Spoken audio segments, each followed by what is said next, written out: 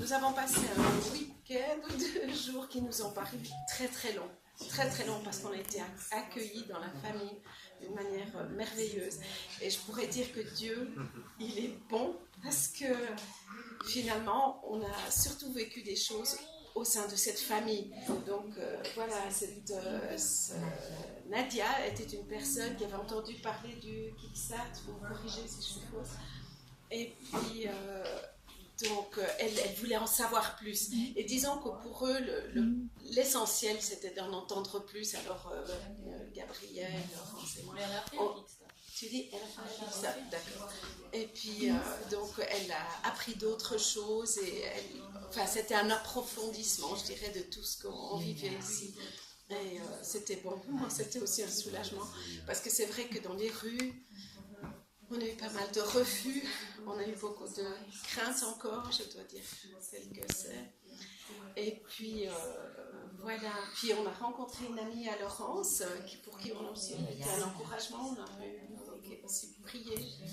Et puis voilà, probablement que maintenant, le fait qu'il y a beaucoup de monde, il y a des choses qui m'échappent, mais je suis déjà contente que je peux me tenir devant vous sans regret.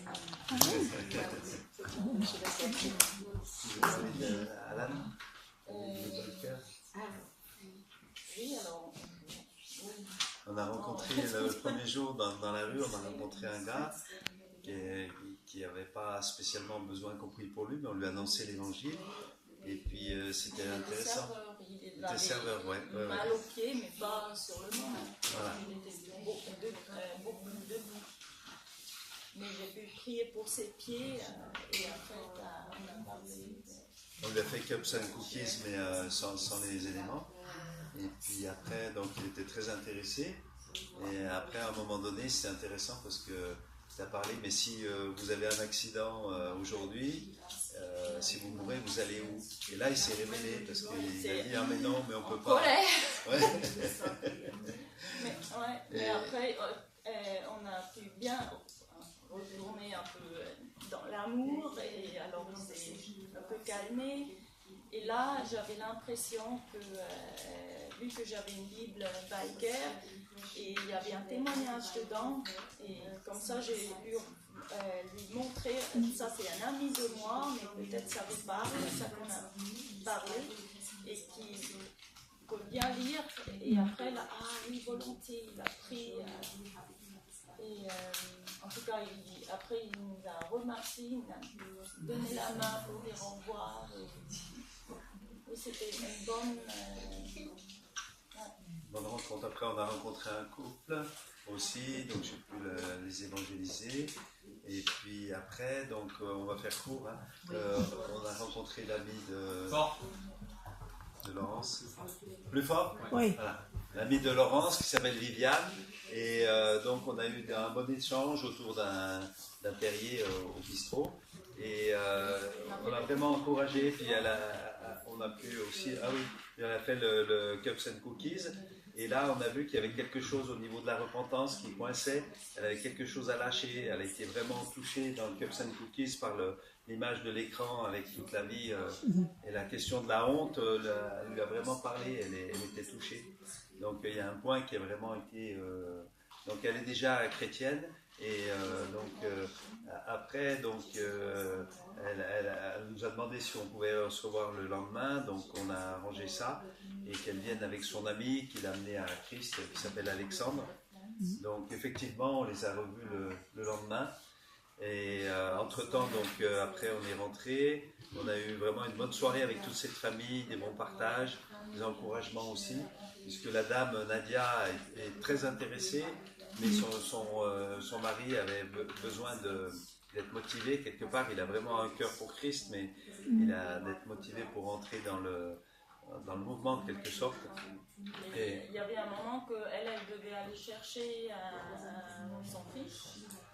Et là, je sais pas, j'avais l'idée si on pourrait maintenant regarder Torben sur YouTube quand il fait le cookie.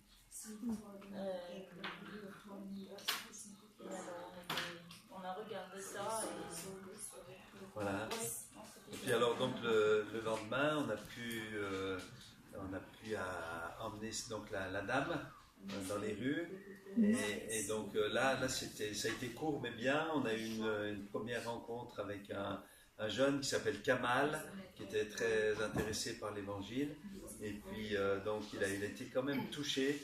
Bon, il avait encore des choses de son état de musulman quelque part qui doit s'effondrer, donc il était un peu perturbé avec ça. Mais il est parti avec un évangile et puis avec la carte du site et aussi avec des bonnes choses dans la tête. Et après, on a pu rencontrer une dame qui s'appelle, peu importe, c'est original comme nom, mais elle voulait rien savoir, donc on l'a abordée, et puis après, dès qu'elle a su qu'il fallait prier pour elle, donc du coup, elle a dit, mais non, moi je crois en rien, etc. Et puis, donc là, on était avec Nadia, notre hôte, et au fil de la discussion, finalement, elle a bien voulu qu'on prie pour elle, et Nadia a prié pour son épaule, elle était guérie, et ça l'a touchée, et puis donc, du coup, elle est repartie aussi avec un Nouveau Testament, et avec le contact de Nadia. Voilà, puis après on avait ce rendez-vous avec de nouveau Viviane et l'ami Alexandre. On a passé un bon moment, on a partagé aussi ce qu'on vivait, et puis donc je pense que c'est des gens qui vont se mettre en route là. Parce que lui, il avait déjà vu la DVD, mais elle non. Alors lui, il était un peu là, souriant, et oui, écoute, écoute-les.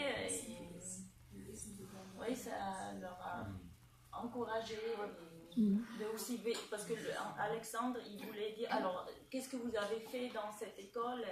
Racontez-moi. Comme ça, on a pu témoigner, qu'est-ce qu'on fait là. Et oui, il était vraiment aussi touché.